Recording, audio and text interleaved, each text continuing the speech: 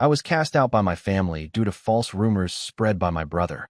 Years later, when my parents saw my success, they came back, demanding money after abandoning me.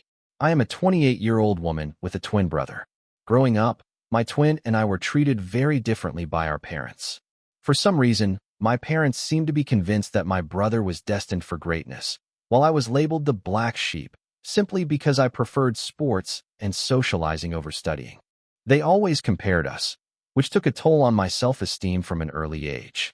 As a child, I had to watch my brother throw lavish birthday parties with his friends while I was often sidelined. He had sleepovers with his friends, but I was never allowed to have friends over. Honestly, I hated every second of my childhood. The only person who seemed to care about me was my grandmother. Whenever she visited, she would bring me chocolates and sometimes slip me a few dollars to treat myself. As I grew older, the blatant favoritism towards my twin evolved into emotional abuse directed at me. My parents would ridicule my grades and belittle my interests. No matter how hard I tried, I could never meet their expectations of being the perfect child. Even though I excelled in sports, they prohibited me from joining any extracurricular activities, insisting that I focus solely on academics, just like my brother. It was frustrating, and I felt powerless as a child. Then, in my second year of high school, I got grounded once again for a trivial reason, having Snapchat on my phone. I hadn't done anything wrong except, like any other teenager, download an app to stay connected with my friends. But my parents saw it as a breach of trust, as they had forbidden me from communicating with others. They completely lost it, throwing all my belongings around the room. They even took the doors off the hinges, telling me that I wouldn't have privacy as long as I lived under their roof. Watching my parents treat me this way, my brother, instead of supporting me, made everything worse. The toxic environment created by my parents' unfair treatment allowed him to exploit the situation for his own gain. He started lying about me, accusing me of things I never did, so that he could get away with everything. If he stole something, he would shift the blame to me, and since my parents already thought the worst of me, they believed him without question. He would humiliate me in front of my friends, making fun of my appearance. Despite this, I managed to have a wide circle of friends because I was easy to approach and open to making new connections. My twin, on the other hand, struggled socially, and this fueled his resentment towards me for being able to talk to people while he, as an introvert, felt awkward. His jealousy reached a breaking point during our 14th birthday when no one came to his party. I don't know why his friends did that, but in contrast, my friends took me out for ice cream, and I had a fantastic day. This only made my brother angrier. To get back at me, he started spreading rumors at school, portraying me as a spoiled brat. He went so far as to claim that I was physically abusing him at home because our parents favored him. Little did I know, he took things to a disturbing extreme. He would punch himself to create injuries like black eyes and bruises, and then he would walk into school the next day, showing off his self-inflicted wounds as proof of my supposed violence. Whenever our parents questioned him, he lied, saying that the injuries were the result of harmless activities like playing football with his friends. The lies about me started to gain momentum, and soon, people began to believe his fabricated version of events. It wasn't long before even my own friends began distancing themselves from me. The subtle changes were noticeable at first.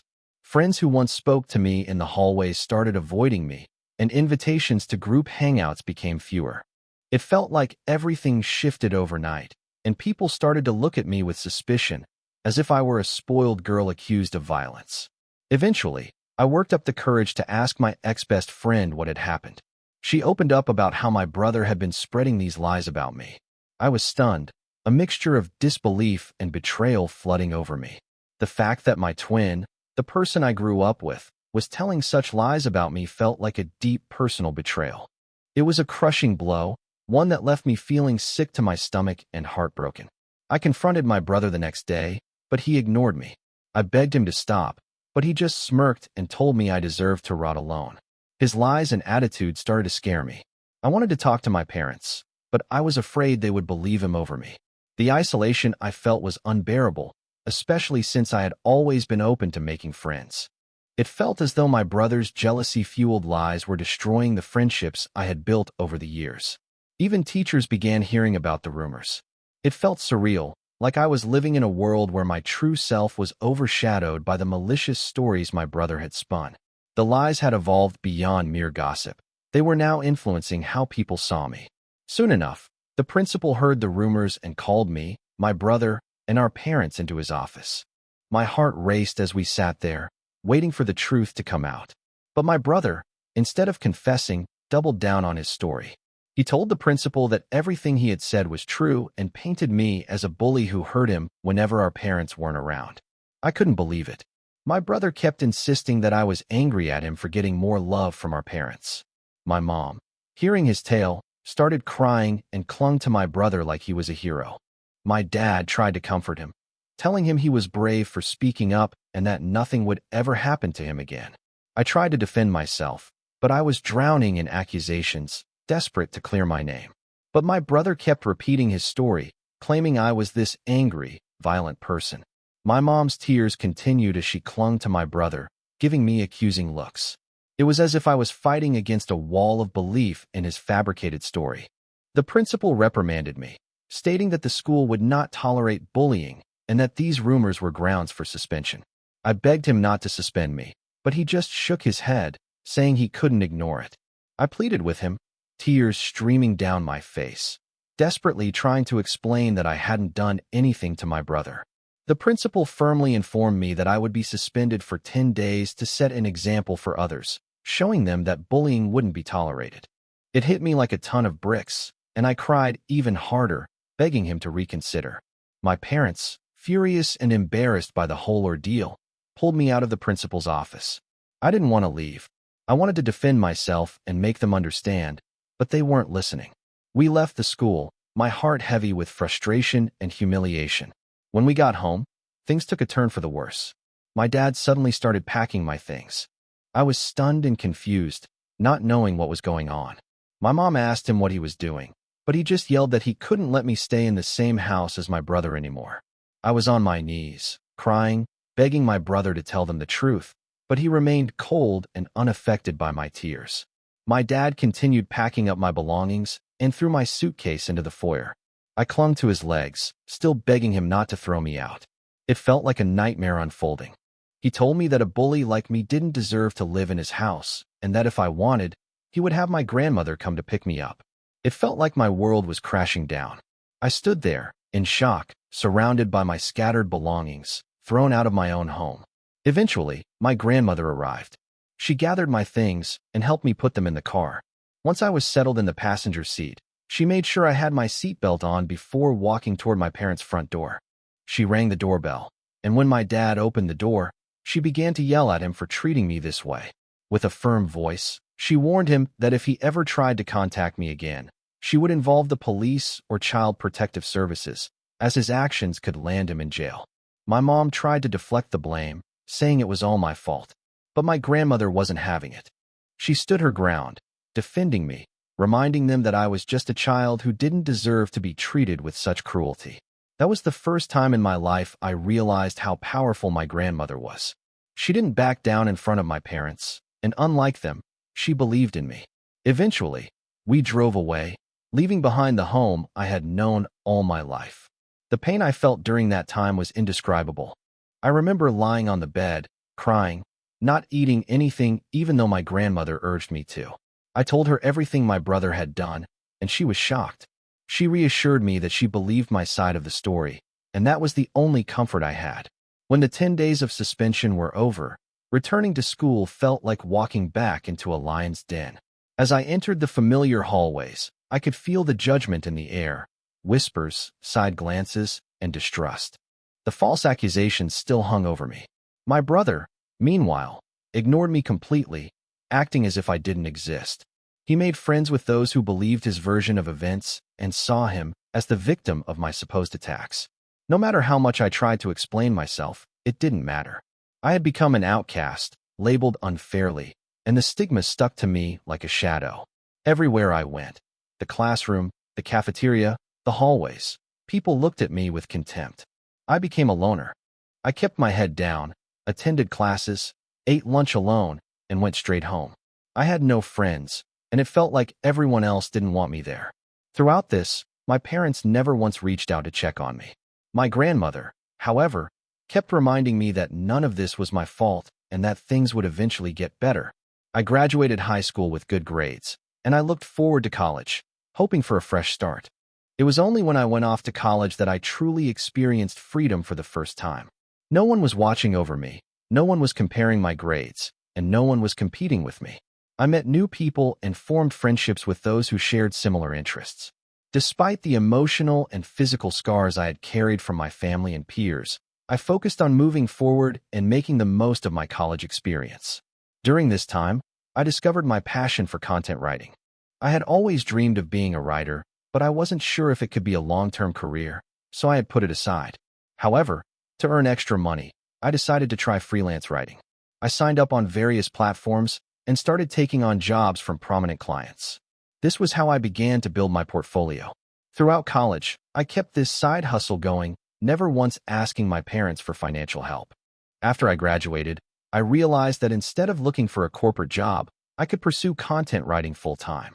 Thanks to the steady stream of clients and long-term professional relationships I had built, I was able to secure multiple projects. Having a legitimate freelancing career not only made me financially independent, but also allowed me to travel the world as a digital nomad. Traveling helped me heal from my past, though it wasn't easy. I saved up as much as I could and took a leap of faith on myself. Over the years, I've seen so much of the world, and yet I still have so much left to explore. Throughout all of this, the only person I considered truly family was my grandmother, and I adored her deeply. She was heartbroken when I moved out, but she understood that I needed to stand on my own. Despite my busy schedule, I always made an effort to visit her whenever I could. On weekends, I'd spend time with her, whether we were enjoying meals together or simply sitting on the porch, talking about everything from my childhood to the more recent events in our lives. I'd dedicate entire afternoons to helping her with household tasks or taking her for a peaceful walk in the local park. Recently, I completed one of the most significant projects of my career. While I can't disclose the brand, I was incredibly lucky to write blogs and product descriptions for them. After finishing the project, I reached out to the team I worked with and asked them to leave positive reviews on my website, which they gladly did. I then took screenshots of some of their reviews to share on my Instagram, as working with this brand was a big accomplishment. As expected, many other content writers congratulated me on my professional success and reposted my story to help spread the word. This is when I began receiving messages from strangers asking for my help with their websites. My relatives also noticed, and some even reached out to congratulate me. Then, I was contacted by my college's principal. He had seen my progress and invited me to give a seminar at the college to talk to students about building a career as a content writer. I was nervous since public speaking isn't my strong suit, but I decided to take the opportunity and agreed. Standing before the eager faces of students, sharing my experiences and insights, I felt like my life had come full circle. In my speech, I discussed the challenges I faced and how I worked tirelessly to support myself despite all the tough times. It was truly rewarding to empower others and contribute to the growth of the writing community. Some of my clips began to go viral on Facebook groups, and people resonated with my story. It was a surreal feeling to finally be recognized for my hard work. A week later, I was invited to speak on a local news channel. It was a show about the benefits of content writing, and they wanted me to share my journey and insights with their viewers. I was nervous but excited about the opportunity. During the show, I spoke about my experiences, the importance of client reviews, and how a simple appreciation post could open doors to incredible opportunities. The chance to reach a broader audience and inspire others in the field was humbling and exhilarating. Once the show aired, I proudly shared the clips on my Instagram. This is how my relatives and cousins began to learn about my success. You see, my parents had never spoken to anyone about me, so they had no idea I had been working with well-known brands and getting invited to TV shows. It wasn't long before word spread through the family. I guess my TV interview must have eventually reached my parents, because just a few days later, I was working on another project when I noticed several missed calls from my mom. I was shocked to see her name on my phone, as it had been so long since she had contacted me. After all those years of silence, I couldn't figure out why she was calling. Hesitantly, I called her back, and she picked up right away. I asked if everything was okay, and my mom started congratulating me. My dad, probably sitting next to her, joined the conversation as well. He began asking about my life and how I was doing, and I answered without thinking much about it. It didn't seem odd until they started asking me how much I was making these days. I told them that it wasn't any of their business, and my dad replied that since we were family, I shouldn't hesitate to share my income with them. I told him that I was doing well financially, and then my mom began explaining how hard things had been for them lately. My suspicion grew as I listened. Here's how our conversation went. Mom, we're retired now, and we've been wanting to renovate the house for a while. It's not in the best shape, but we don't have any savings left. Me? Okay, Mom. Mom, your success has given us hope. After watching your TV interview, we thought maybe you could help us with the renovation costs.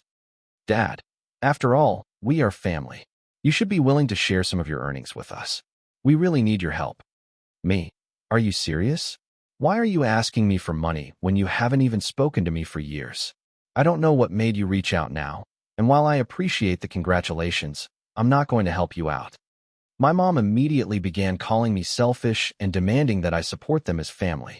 My dad added that, as my parents, they deserve to be taken care of, and this was the least I could do.